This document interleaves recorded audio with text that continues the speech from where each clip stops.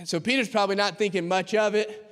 Jesus is getting close to the end of the sermon. I'm sure that he had communicated with the worship leader and said, hey, when I say this word, why don't you come out, start playing the harp, right? Make it sound a little extra spiritual.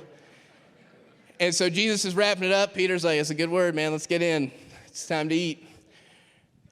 And Jesus looks at Peter, and here's the next part of how God operates when it comes to our faith and walking with him. And he says, hey, Peter, you stepped out, and we went out a little bit. But now I got another question for you. Will you put out into deep water? Can we go a little bit further? And can you let down your nets? This time it's only for you. And Peter says something that really encourages me, because there's times where even when you're hearing a message, you can get excited about it and you walk away later and you're like, yeah, but boy, the thing that I feel like God's asking me to do seems a little scary.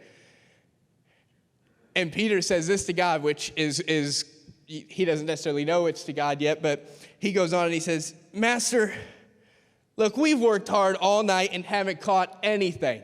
Basically, what does that mean? I'm frustrated, Jesus. I don't want to have to do that. My nets are already washed. That would be a lot of work. And so the reason I'm encouraged by this is because sometimes, and we're doing a lot better as a church. We really are, as a church in a whole. But for a long time, there was this kind of, you had to mask your emotions. You had to fake your feelings because you didn't want to seem like you weren't in step with God. And so if you had feelings that seemed a little off, or if you were frustrated, like, you must not be praying hard enough, right? And we're doing better. That's not really how we see things anymore. But it does remind me that, man, God can ask me to do something, and I don't have to be in the best mood about it. I can be like, just like Pastor Lewis said, not all my neighbors are great. God, we got to invite them to dinner too? Like, what if we skip that house? Tell them we accidentally lost the invitation, right? He's like, you'd be lying. And so you can be frustrated. However, it goes on. And Peter says, but because you say so, we will drop the nets. So the encouraging part is, God, I can be frustrated with you. I don't have to fake my feelings. You want the real me. Otherwise, what's the point of this?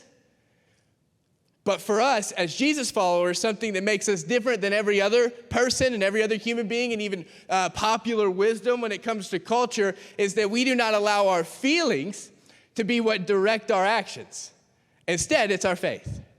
We let our faith direct what we do. So I can be frustrated, but I can allow my faith to say, yeah, but God, I trust you, and I've been taking little steps, and just one after another, I believe you're leading us in the right direction, and this is what you want us to do. I'm not in a great mood about it, but I'll work on it, right? And I'm not going to fake it, I'm going to be honest.